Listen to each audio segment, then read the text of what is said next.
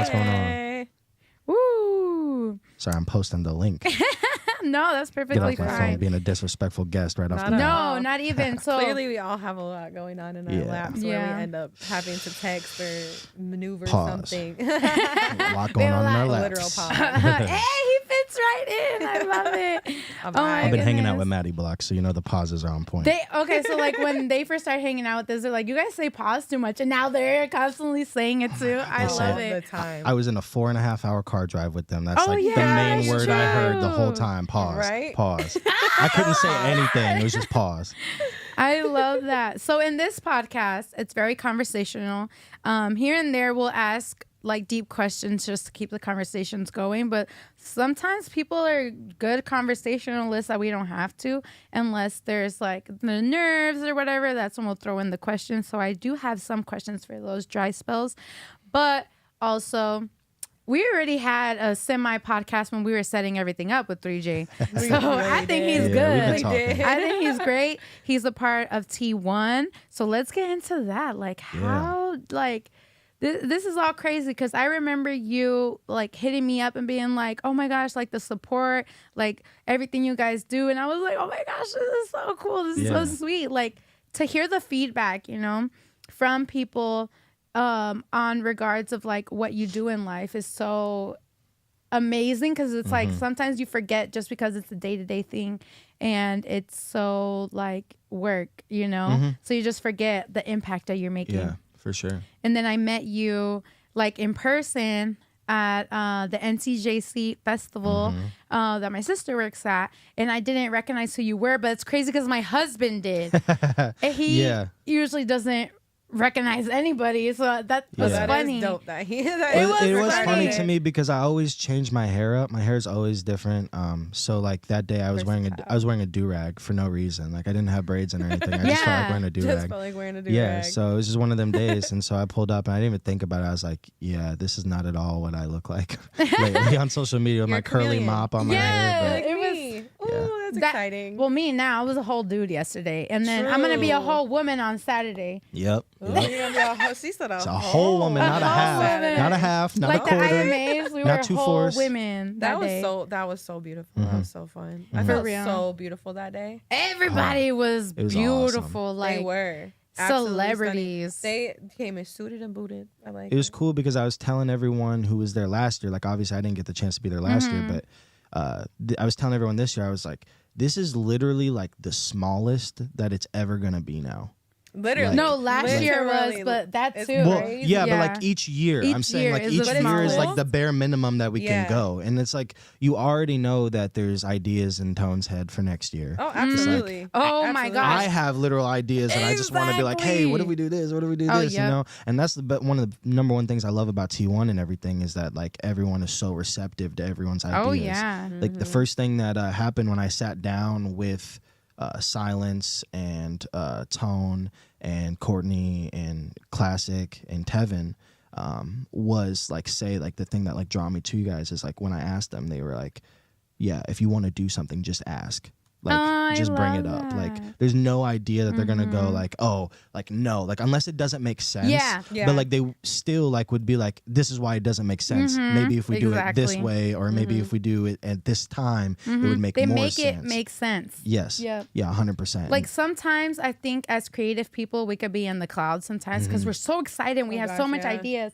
So especially silence helps us bring us back to earth, and it's like, okay, that's cool and all, Perspective check for sure. and let's move forward. Like let's Yeah. make your dream a reality. No, and I that was love cool that. too, because when I sat down with them and like hearing Silence's background and like the things that he was bringing up to me was like things I didn't even realize like were things I needed to be thinking about. Like he said to me like the first day I met him, I was wearing I think a sweater, and black jeans, a bucket hat, and glasses. And he was like, the bucket hat and glasses say you're an artist, but everything else I can't tell that you're an artist. Yeah. Just little things like that like tweak your mindset, and it doesn't always mean like money. Like I'm a big thrifter.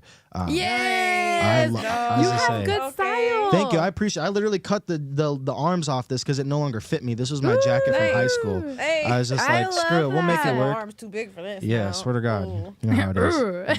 It's dad bod life, you know. He's like, I'm a man. Yeah. No, my gosh, that's so cool. Like, just hearing about that right now is like, yep, you fit in. You fit in with all of us, like most definitely. Creative as hell. For sure. Yeah, no, I was gonna say, like the first meeting I had with Tony basically told me that I was telling him basically everything that you guys are doing and more, like creatively, I wanted to do, and he was literally just like, that's literally like everything I was saying was checking his boxes, because like I come from a musical theater background, so I was like, I've been like itching to write scripts for plays and musicals, and he's literally like, that's exactly one of the directions we might be going down in the future, and just all these different things like that. Like I feel like I have an opportunity as like a musician here, as an actor, as a director, as just a creative in general, because I just have so many ideas that I know could pop. I just never had the structure, the connections to like really like get the dream out of my head right here. Yeah, exactly. Because you see other people who are doing it, and you're like, oh my gosh, I really can do this. Yeah. That's exactly how I felt too. That part, it's so encouraging to see people who are in their own creative outlet or their own creative lane, and they're just out here doing it. When I saw your guys' podcast, that made me think,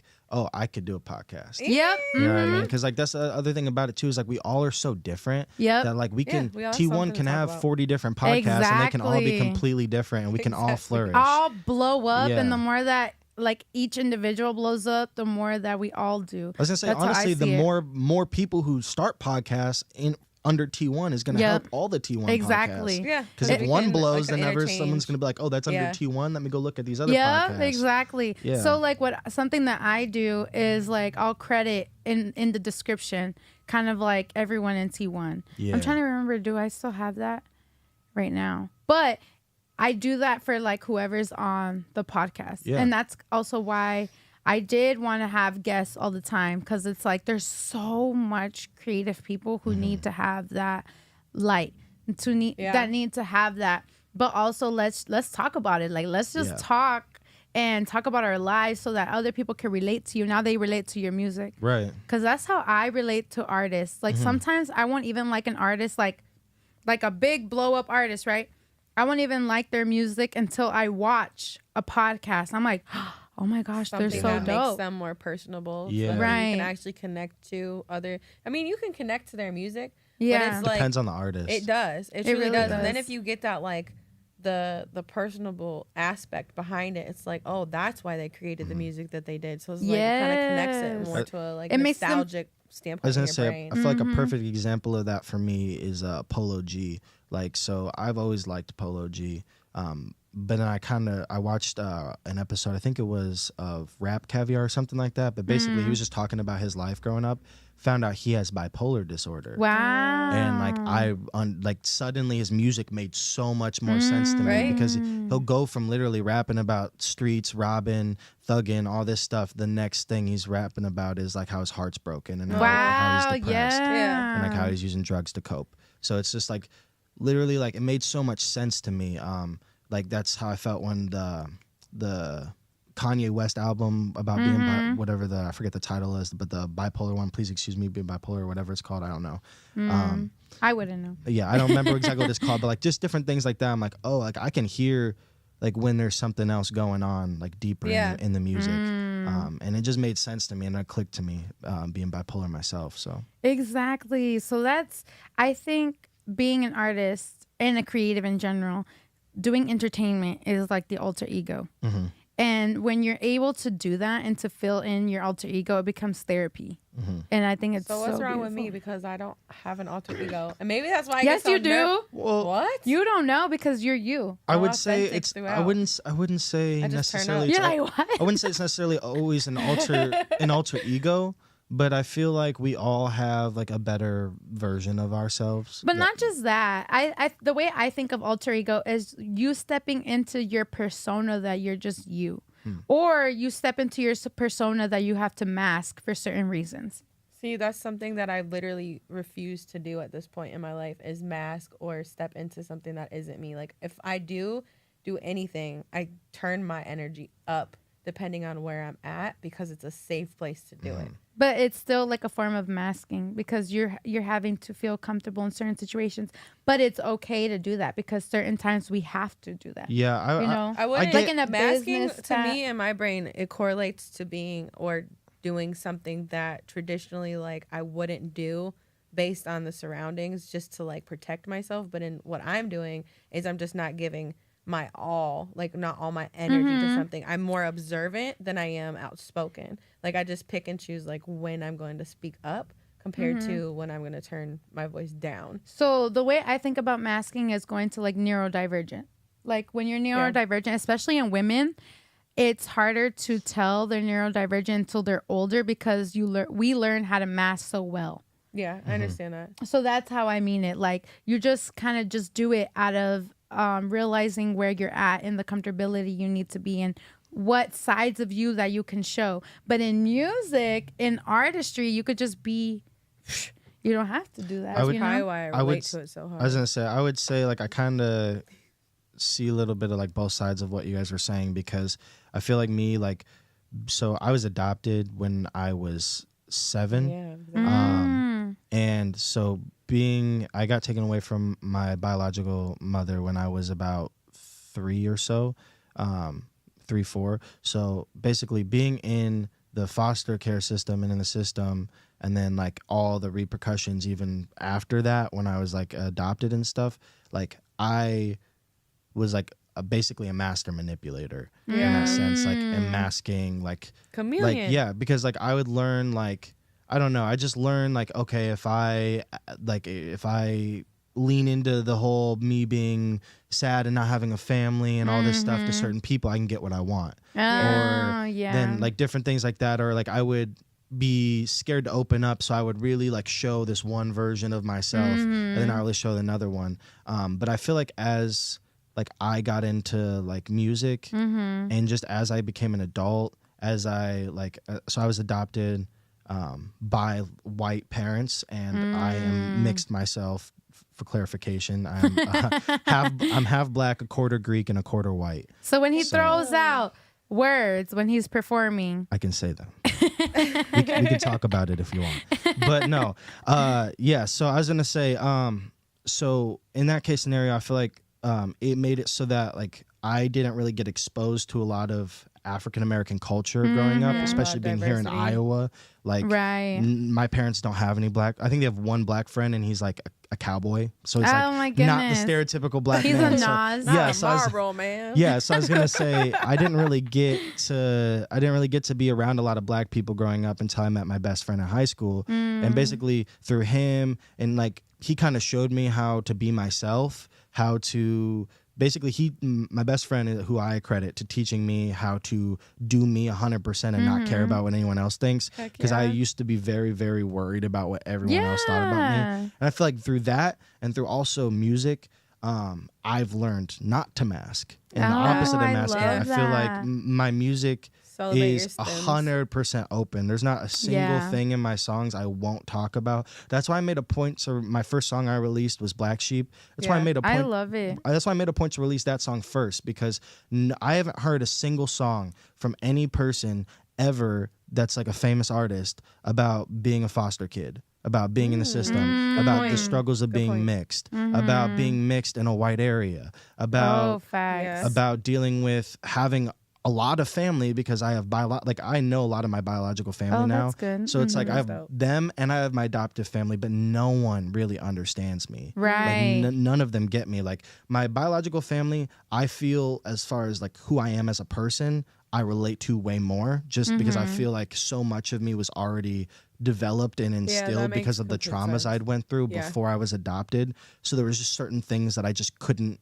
No matter how hard I tried, I couldn't really just give in and like change who I was, if that makes sense. Like, I don't know. I definitely feel like there's certain things like about me that I like. They say nature versus nurture. Like, I feel like there's definitely things about me that are unchangeable from the nature, and there's definitely things about me that are unchangeable from the nurture. Yeah, definitely. Like, I'll go sometimes and be around some of my family.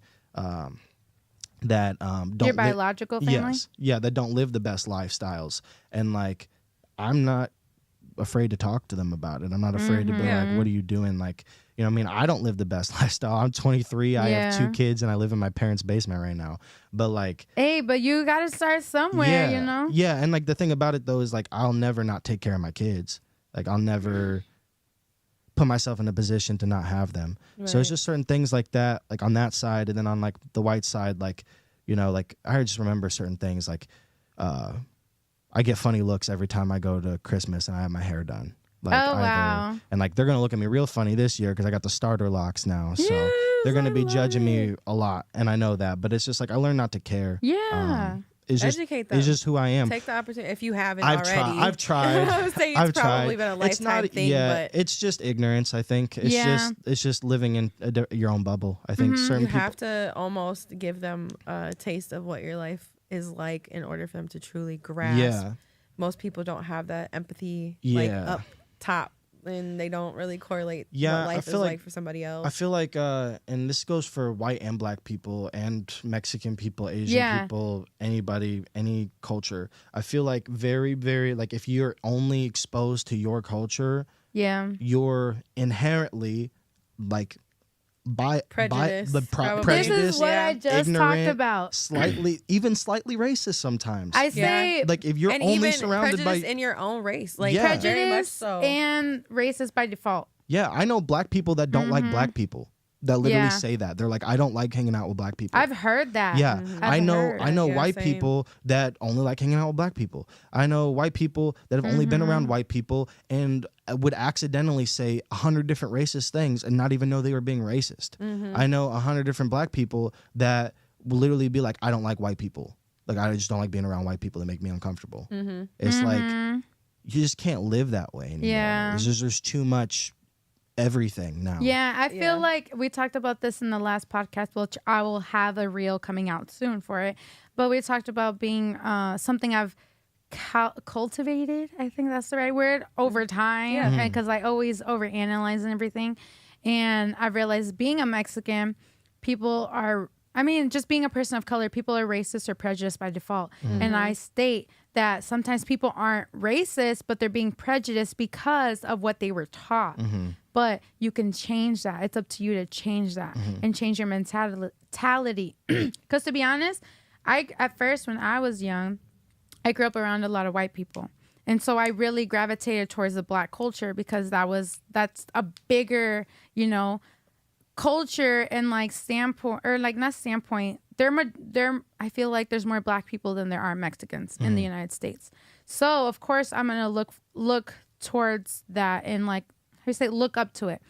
And then as I started getting older, I was around more Hispanics, and then I started to learn more about my culture. And I was like, oh my gosh, this is awesome. But like I said in the last podcast, it wouldn't be, if it wasn't for like black culture standing up for people of color in general, then my people wouldn't have as much as we have now. So like salute, Yeah, and facts. also it's just like putting all of us together and realizing that all people of color are all in the same bubble. Just so when people go to let's say like Stenjati, how he does hip hop, he gets ridiculed a lot for trying to be black. But as a person of color, since black people are the majority of people of color, we gravitate towards the culture because we fit more to that. Well, it's not even just that though. Like hip hop was never about being black. Yeah. Hip hop was just about like the struggle, preaching the struggle, and like there's always been Latino rappers. Yeah. Fat Joe, like come on, like one of the goats. For real. Like the Big Pun, like there's always been Latino rappers. Hip hop was created in the Bronx. The Bronx is a melting pot of ethnicities. It's not just black people. Speaking of melting pot, I have a pretty wild story for you. Yeah. Sorry for interrupting. No, you're okay. Like you just really made me like zone in on this story because Sure, I actually was just talking to a friend of mine about this recently, where I grew up probably a little bit different than other people when it comes to my own experiences with prejudice.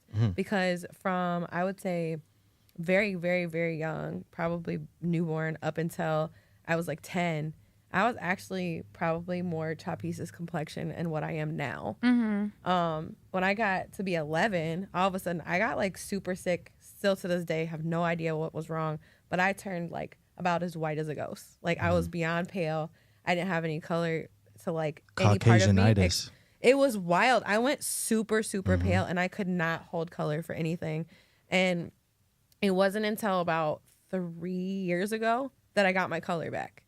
Wow. And so I lived a huge chunk of my life in this like white bubble of like being treated as your traditional white person, right? And I was so when I like remember before that bubble was placed around me somehow, all of a sudden like I remember never really correlating my life with my peers. Like I grew up traditionally around like white individuals, right? It wasn't until I was like in 6th grade that I actually saw my first like mixed person, let alone black person, growing up in North Liberty, Iowa. So I just never related. And I always felt like when Pocahontas came out, I felt like I finally was like seen and like heard. I was just like, wow, like somebody that like kind of looks like me. And I was like, I always wondered why like I never looked like my friends and all that. But then when the mixed guy came to our school, I was just like, wow, I feel like somebody, like I see somebody that like correlates, makes sense.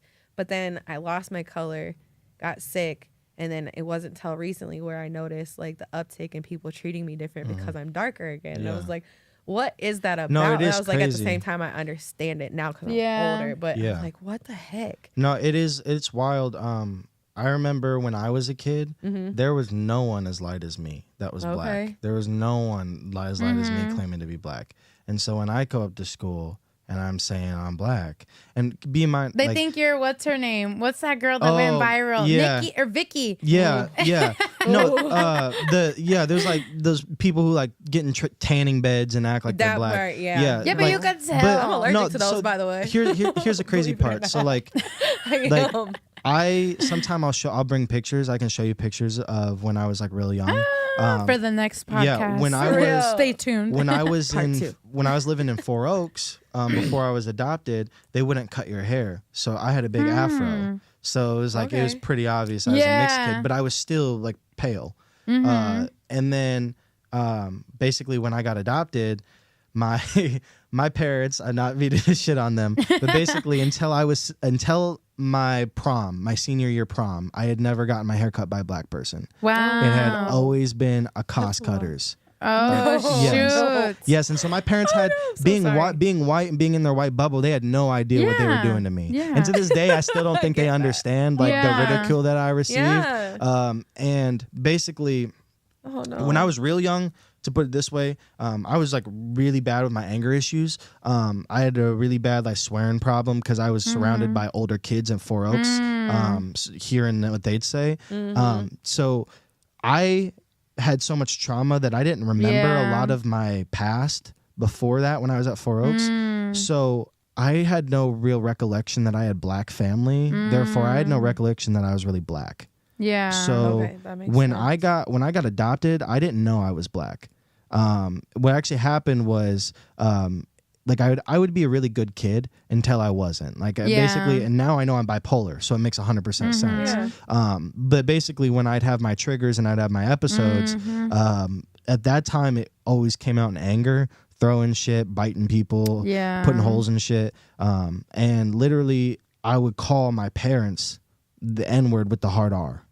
And like thinking that it was like an insult that was gonna like hurt them. Because basically my mindset at that time was everyone gives up on me. No one actually wants me. So if I just make you mad enough, you'll give up. And so they had to tell me, they were like, you realize that word doesn't offend us. That offends you. And I was like, why? And like I didn't understand. And that was the first time I was told that I was black. Wow. So then now I'm having in my head, oh, I'm black. So then I go to school and I'm talking about being black. You're not black. You're not black. From the black kids, the white kids, the mixed kids, everyone, because there's no one my shade ever. Yeah. Now you see kids 3 shades darker with me with blonde hair, blue eyes. Right. Like now it's such a melting pot. It's amazing to me. I literally see, like, especially now, like I have a lot of people around my age having babies now, and a lot of them are having mixed babies. And I'm like, that kid looks like me. That kid looks like me. And I'm like, fuck all of you, because I didn't have nobody that looked like me. You know what I mean? So I was just like, God damn it. But I'm like, that is like, it's nice to see, but it's just like I fear for this generation, because I feel like I was smart enough to know who I was, to not lean too much into negative culture of either side. So like with that being said, like you know exactly what you said right here. Negative to either side, because there's negative in each culture. And honestly, all of it is just like, we all have ratchet. Yeah, no, 100%. We all have the bums. We all have the lazy. So I hate when people are like, oh, those people never do anything, or those people da da da da da da da da. White people tend to have a problem with drinking. And Mexican. And that's just an epidemic in general. Exactly. I was gonna say, but like no, but like a lot of the judgy white people will like look on their high horse and be like, oh, that person's doing drugs. That person's doing that while they're fucking sipping their 10th wine in the day, and it's 10 o'clock. With like, freaking. What is it redirect? But I want to redirect for just a second, because I don't want to leave the whole topic yet. Yeah. But you being who you are and growing up in the generation that you did, enduring the trauma and prejudice that you did, is an opportunity. And I just had this conversation with the kids on the bus the other day. This is the opportunity for you to be the adult that you needed. No, then that's a big goal for me. That, in all honesty, is really dope that you were born in the generation that you were, and that you carry the story that you do. Because at the end of the day, it's healing for other people, for other generations. I honestly feel like that's why you made Black Sheep. As I said, it really is. I was gonna say, I've always said this, and like it can be a hot take for some people, but I feel like you guys will understand what I'm saying. I feel like mixed children is what's gonna save, like is the only thing that can fix racism, if anything. Because I think honestly we need to fix prejudice. Like that be the focus. Yeah. The interracial racism. Because at the end of the day, self-love is like going to be what colorism. heals. Well, that. Because Colorism. I was going to say, honestly, the worst part for me wasn't the racism from the white people. It was from the black people. Because how do you look at me, and I'm partially a reflection of you, and you're sitting here tearing just that because part my of me skin down. is lighter than yours. Literally. And that comes from generations and generational trauma. And it was really hurtful for me, because I felt like the reason why I felt like it was hurtful from the black people but not really from the white people is because like when you're ethnic in general, racism just comes with the job. It just comes with who you are. You're gonna deal with racism. There is not one single ethnic person on this planet who has not experienced racism. You will experience racism. That's not the question. But the difference is that at the time growing up where I was at, if you were a shade and a half darker than me, you had a whole community behind you. I had no one. That's just so wild. I had no one. I had kids literally like barely darker than me telling me, "You're not black. Stop saying that shit. You're not blah blah blah blah blah." I you catch can't that say stuff that on the bus when I'm on the bus. Like regularly, I'm having to redirect those conversations, because I'm like, I know you're not sitting here treating somebody different because of their skin color. Like, this is 2023. Well, also, 24. it's like, let's get this together. It's like, it's just so you've literally lived the definition of colorism. Yes. No. That's my entire like existence. Like even. So it's not even like. It's another level of racism and prejudice. It's literally colorism, because you're a person of color. You just don't look the color to the eye. I don't always get treated like I have. Like, the thing that upsets me the most is that you can't, like, I've been through so much racist shit. I've been, and I have this hot take with some of my black friends, and they get upset when I say this sometimes, but I have been through more racism than most black people have. My husband's the same way. Yeah, because if you've been through it from the white and the black people, I'm not gonna listen to no black people tell me that they experience racism to a certain extent. You know what I mean? Right. Like, I'm not gonna at least not listen to you tell me that I haven't experienced that. Right. Like, I remember the first time I really realized that, like, oh, my color can be used against me was when I was a when I was a junior, this was before I ever smoked weed. This was when I had one black friend. This was when I was dressing incredibly white passing, like just because I didn't know my own style. Like to put in perspective, the day I got pulled over, I was wearing jeans, Doc Martens, a pink beanie, and my ex's like female long cardigan. A preppy. Yeah, so I was dressing like a preppy. Cute. I was dressing like a preppy kid, like from the American Eagle, pretty much. And I was hanging out with 3 white friends. The one in the passenger side was 6'4" and probably like 250. Huge kid. His name's Alex. He'll know the story if he sees this. Shout out to you. Yeah. So he super nice kid, but a behemoth. Like he does, and he had a beard. So like I'm telling you right now, he was my age, but he looked like he was 35. Okay. Like he could go in and buy alcohol anywhere and not get carded. Damn. At 17. Like he was just huge. We were all going to the West Music in Cedar Rapids. And then we were driving into the parking lot of Dick's Sporting Goods when I got pulled over. I got pulled over because my tags were expired. I didn't know that I was still like new to driving. I didn't even know tags expired at the time. Right. So, but the cop pulls me over. He comes out. He's like, your tags are expired. He goes, I have a canine in the car. He goes, it's just standard procedure. We run the dog around the car if you're fine with that. I didn't know that that's not standard procedure. Wow. So, and I also didn't do drugs, didn't have anything. So I was like, I don't care. Dog runs around the car. Dog gets a hit. He comes up to me. He's like, is there anything that the dog might have hit on your car? And like, again, in full transparency, like I smoke weed now. I would say if I was high or I had weed, nothing was in my car ever at that time. Like there's literally nothing, not even alcohol. I didn't even drink. So I was like, I don't know. At the time, we had just gotten Chinese. I was like, "There's Chinese in the car. I don't know if the dog was like hungry." And he was like, "No." He's like, "No. The dog's trained to know the difference. No way." Oh my god. And so he was like, "Well, I'm gonna have to search your car." I was hungry. Yeah, he goes, "I'm gonna have to search your car." So he asked me to step out of the car. He calls for backup. Oh my god. He tells me to put my hands on the car. He's like, I'm not arresting you, but I'm detaining you for my safety. Oh my god. He puts me in handcuffs, throws me in the back of his police car. Especially to a minor. His mean ass dog is in the car. I have PTSD from cops because like I remember like being taken away from like my family in cop cars. So like I do not like cops whatsoever. And so I was just like really freaking out at that time. Then they get out my other 3 friends. They're all white. They all get to stand outside the car. My huge friend. He said that he was worried for his safety about me. Right. But I have a friend who's 6'3" and basically built like Bigfoot in the car. And I can hear them on the radio. I can hear the cop on the radio. He's talking with his partner because like their radios like echo into their vehicle. I can hear what they're saying. They're making jokes with my friend about how they didn't believe that he was really 16. Yeah. Or 17 or whatever. That how he was so huge. But then why was I like? Why are you worried about your safety with me? What about me was threatening to you? I was literally wearing a female's cardigan. Like what about me was threatening to you? And it just blew my mind. They destroyed my car, didn't clean it up, gave me a $150 ticket. Goodness. And then I got home and I was explaining to my parents, I was like I think like I just experienced like racism. Yeah. And like they were like didn't understand at first. They were like, racism. They were like, it probably wasn't even like that, James. Da, da, da, da, da. Eventually they came along. Like I'll give them credit. Eventually they came along, and now if I talk about it, they'll be like, yeah, that was fucked up.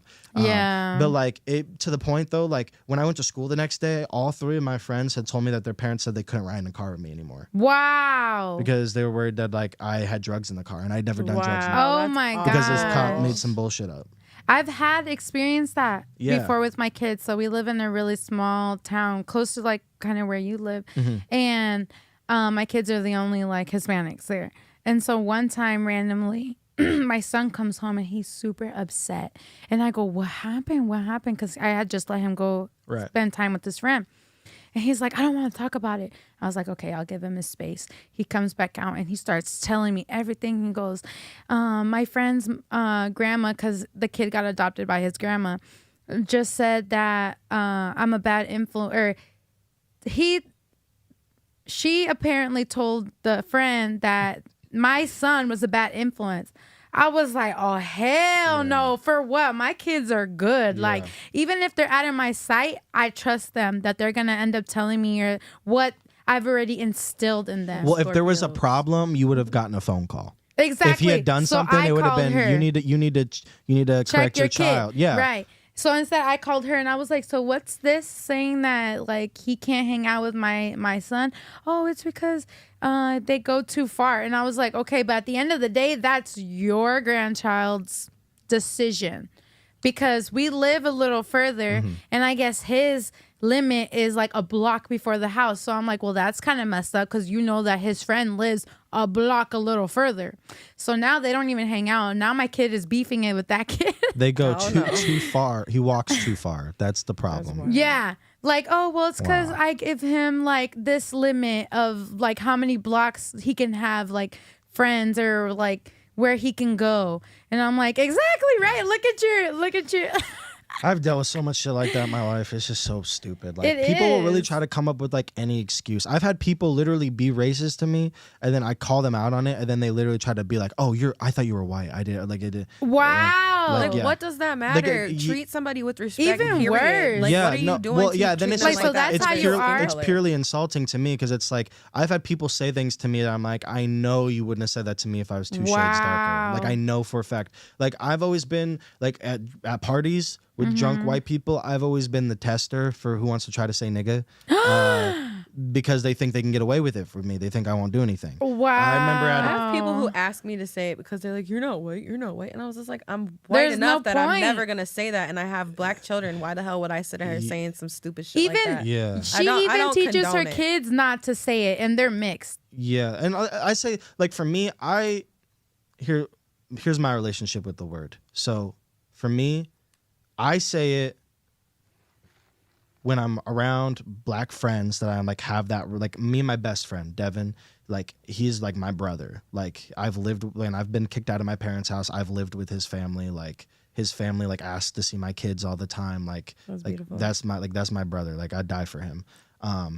So you say it where you feel comfortable. Yeah, I say it to him. I do say it in my music, and I say it in my music for a specific reason though. I don't really say it. No, you're good. I don't really say it for like to be cool. I don't really say it because I think it's going to like garner attention. I don't really say it because it's what anyone else says.